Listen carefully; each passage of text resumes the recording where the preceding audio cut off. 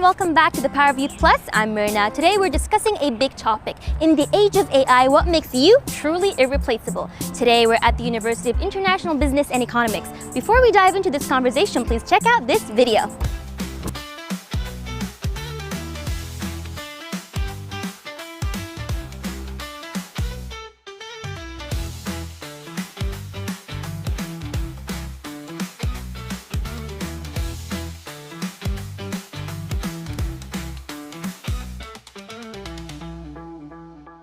Welcome back to the Power of Youth Plus. We are having this episode in UIBE here in China, which is the University of Economics and Business here in Beijing, a very prestigious school.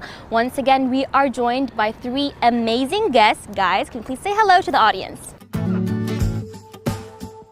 My name is Rahman and I'm from Pakistan. I have my bachelor's in international relations, and right now I'm pursuing my master's in international business and cross-border e-commerce.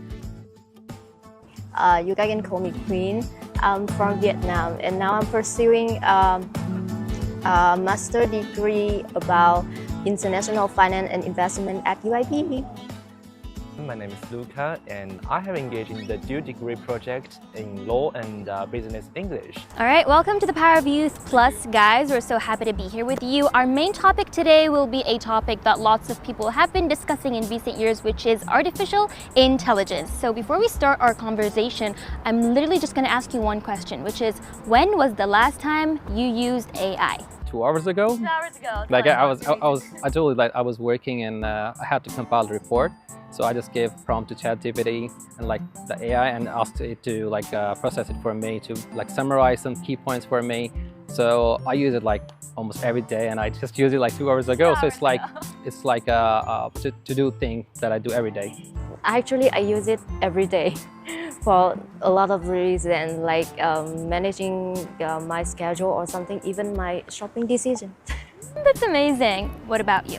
So recently I have joined in a competition which is called the V-Smooth.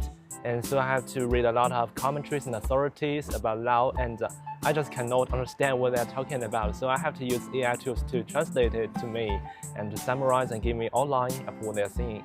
Yeah. Well, you've heard it from our three lovely guests right now. They all used AI for research since they are university students. So for our dear audience, when was the last time you used AI and what was the reason? Leave it in the comments and let us know, to share your opinions with us. We'd love to know what you used AI for. I love how you all used it for curriculum, academic, work stuff. I use AI on daily basis for lots of other reasons, like for recipes, for how to understand something. I mean, I don't know about you guys, but as a young person, I feel like even how to analyze some emotions sometimes. I use AI to interpret some things. So I feel like AI is definitely used in everyday life. You are all coming from different institutes, different majors. Tell us a bit more on how AI is used. How is it used in your major specifically, and how has it helped you over the years? If you talk about my major, I'm pursuing international business and cross-border e-commerce, so sometimes we really have a lot of data to analyze. So what I usually do is I give a lot of data to the AI and ask AI to analyze it and give me some insights from the data. So it helps me a lot. It saves a lot of my time. And also if sometimes I have to do the market research, so I just give it a lot of data to AI and ask it to to do some predictions, some future predictions, and can find some future trends for me. Yeah, in my academic, I think AI is the most useful in investment analysis and risk forecasting. It can help me to process the large data set and then detecting patterns more than I do it myself. It is pretty useful. I mean, in specific majors such as, for example, finance, I think you need to be very critical in the numbers and the risk examples. So I think AI does definitely help with that. Now back to Huatong, actually you studied law. So for lots of the older followers of the show, I have mentioned a few times, even though I am in media right now, I have graduated from law. So back when I was in school, AI was never really used. But now that you're in school now, tell us, how does AI help in law school as a student? Well, so there's a lot of complicated legal terms, and so if we don't have AI, we have to search for several codes to explain what the specific terms means. But however, I could just use the AI to explain what's the good faith, what is estoppel, and this is just complicated for us to understand.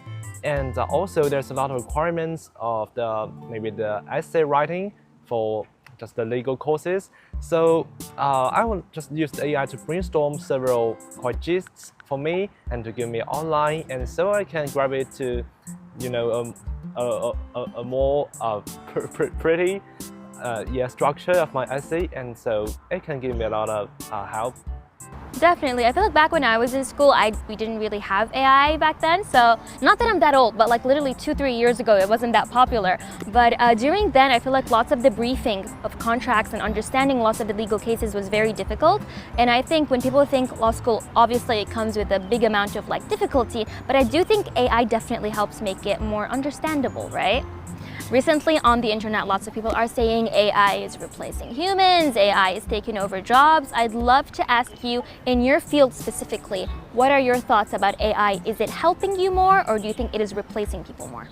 Well, it depends on the person's state of mind. Like if you talk about me, like how do I use AI, how do I perceive AI, is that I take AI as a tool to help me to become more organized and become more more organized and productive. So if you talk about more about my major, so I would say that there are a few things that AI can do better than human, but there's a few things that AI cannot replace ever. Like for example, AI can help me to deal with some data, but AI can't help me to make connections with the people. That's something that the humans will do. AI can process the data, can analyze the data, but it's the human who will make the decisions based on that data. So a few things there could be that AI is better in doing, and we should let AI do it. But a few things, like for example, decision making, emotional intelligence and critical thinking, these are things that the AI can never replace. So it is something that the human are doing right now and will be doing in the future as well. It is definitely great points you've mentioned. Lots of the things can be helping you with AI chatbots and tools, but there are lots of things cannot leave the human touch. Tell us a bit more about your major and the field in general of finance. Tell us, is AI acting as a helping tool right now, or are we believing in the theory that AI can definitely replace lots of future employees in finance? As I said before, AI is very useful in finance and investment. It can processing data set or something like detecting parts and faster than human do. But choosing an investment decision is not just about the number, but also the market, psychology, the judgment, and ethics or something else. So I think AI can assist. AI can assist human, but the human judgment remains irreplaceable. Tell us a bit more about law, a field that I have studied, so I feel like with the AI immersion, I have so much thoughts about it. But first, I'd love to hear from you. Do you think AI is helping in the legal field, or do you think there's restrictions on it actually replacing human lawyers or judges? Well, I think it helps us to understand several legal terms. However, it cannot replace our own judgments, because different cases just have different situations, so I have to analyze them in this circumstance. So and also there's several flaws for the AI tools, because when we're writing maybe the essays or some reports, it often gives us the wrong information. So we have to just dig into different other authorities to know what are the other commentators talking about in this issue. And on the other hand, I would like to say that I think that AI can never dig into the real legal issues, because it's just so complicated, and we have the law actually contributes to the occupation of the service. So we have to build a connection and relationship with our clients and customers, and AI can never learn about the words and the emphasis and the emphasis. Sorry, and that's why I think it's the human beings doing that will benefit the world, especially in the legal legal service. Absolutely well said. It is literally something that has happened in reality a little while ago, where a lawyer actually presented a case to a judge using citations that are non-existent. So I think that really highlights the issue of it can help you, give you an idea, it can help you analyze, but it can never make an actual decision. And as students, even in the working, whether it's finance, whether it's business, whether it's law, you have to dig deeper. AI can definitely help you, but can it really replace your own thinking? Let us know in the comments what you think. All right, so now that we've heard all your perspectives, I'd love to ask now, Pakistan, as we know, lots of young geniuses in the world of tech, in the world of business, in the world of AI are emerging. So tell us from your perspective and your circle of young friends back home, what are their thoughts about entering jobs that are AI oriented? Do you think they're doing more research about it, or do you think they're working harder on not being replaced from AI? I will tell you something, and you would be amazed to know that Pakistan ranks number 4 globally in the usage of AI. So Pakistani young generation are they're adopting AI pretty quickly, and they're taking a lot of help from it. And Pakistan's GDP is now taking a more share from the IT sector as well. So it's we are using AI, we're using IT to develop some tools, and that could help the individuals and the companies, and after all, collectively helping in the GDP of the country as well. So it's a positive sign. We are not really afraid of AI. We are not thinking that AI will replace our jobs. But what we are doing is that we are using AI to become more productive, to do some things that humans are not maybe really good in doing. But it's we are trying to merge them and trying to get something better out of it. What about the age range of who is using AI? Do you think it's only young people, or do you think the older generation or the children are also beginning to learn it? I would say that the young generations, for example, those who are entering in the job market right now, those who are the students, I would say more specifically.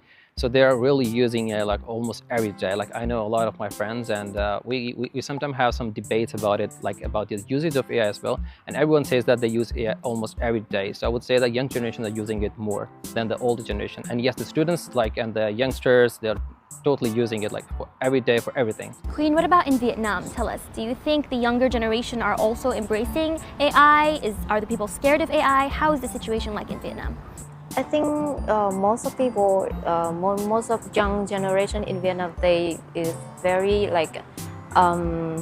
adapt how AI develop in Vietnam, because in Pakistan we also popularly use it in work or in study, and also I think old people also using AI. So, for example, my dad. He used AI in everything he wonder in his daily life. Lately, my sister want to buy a laptop, and my sister want to buy a MacBook, but my dad want to he tend to buy a Dell. Yeah, the different brand of laptop. So he asked ChatGPT that the difference between Dell and MacBook is what is that, and the most he wondering is using using MacBook we have to use the premium version of every application, right? And about the Windows we can using a cracked version, and then he also asked ChatGPT about this problem and how to solve this problem. That is literally one of the most realistic answers and stories I've ever heard. We literally use it. If you go to a salesman, he's going to tell you my product is the most perfect product you can ever buy. And there's no way he's going to give you that analysis that your father actually found through a chat box. Now, we know in China we have our own AI models such as DeepSeek, such as Doubao. That is all very useful. So tell us a bit more in daily life in China. Do you think the elder generation are also using AI now? Well, actually, from my personal experience, my father is good at it because he is the technical engineer himself. So he's kind of maybe the first group who used AI, and he introduced it to me, and I found that that's useful. And when I was in grade 1, I started to use AI to finish my essays, and I think it's pretty effective. However, for my mother, as she has retired, after my father introduced the AI to her, she just thinks, oh, I have the browser, I have Baidu, I can use my search engine to finish all the items I need. However, in these days, I found that she gradually adapted to it, because I found that her cuisines are being recipes. transformed. Yeah. And I found that in the past times, she would always use the ingredients like the tomatoes and the potatoes. However, in these days, I can even see the steaks for my dinner. And I asked her why, and she said that, yeah, ask Double to produce a week, recipes for me. And I think that's cute. That's beautiful. I love the stories that you've shared, and it sounds delicious what your mom's cooking lately, right? We also know that in China right now, it is integrated in elementary schools for children's education on how to understand and work with AI, because the need for understanding AI has now developed as well. So as we all know, AI is all over us. There is no way you can be left behind in a world that AI is taking over. But I do think that no fear, because AI also now, lots of models have a voice recognition. So I think for the older generation, you don't really need to type anything if you can just voice the AI request. And I think that's so beautiful. So we have it from work, from academics, from shopping to making decisions to cooking even. So I think AI definitely is around us every day. It just depends on how a person uses it. So the next topic is for our discussion, which is, you guys will graduate soon. You guys will enter your own fields and stuff. Is there fear among you or your peers that AI is replacing an employment opportunity that might come to you? Sometimes it does pose a bit of a threat to, like, when it takes some of the jobs, like it appears like, oh, so AI is capable of doing this thing, so maybe in the future we won't need any employees to do this kind of job.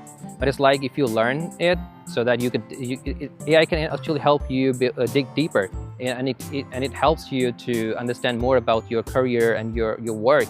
For example, if my boss gives me a report to make, and it's like I'm struggling to understand that which thing should I put in it, and my boss is also busy. So what I'm gonna do, I'm gonna ask AI, like, hey, this is a report. This is something that I want to help with me.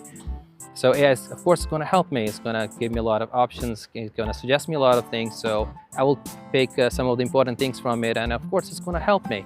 So it's like we're not really afraid of AI, but we are learning how we can adopt it and how we can use it as a tool instead of as a competitor. What about you guys? In your fields in the future, what do you guys think an employee should have for the company to really consider him with AI being all over us? I would say that if I would be an employer, and if I have to employ an employee, so I would surely ask them, like, to what extent they know AI and to what extent they're already using it. Because I know that it's not only about, like, if they would be using AI, so they won't have some more competitive skills, but it would be like, if they know how to use AI, it would be easier for them to manage some, like, a normal task, so that they could pay more attention to something that's important. Yeah, as AI grow, but I think the employee will value the irreplaceable human quality in the long run. Like, AI can provide the information, but only human qualities like leadership or creativity or something, that kind of abilities will determine how how AI is applied in the reality. So I think this kind of ability is a reason makes someone is more competitive in the job market. Absolutely. Skills that cannot be replaced no matter how advanced the AI is. You've heard it from our lovely three guests. We're going to leave this question open for our audience to comment. As an employer, what kind of skills do you look for in a new employee with AI being all around us? This is the Power of Youth Plus, and see you next time.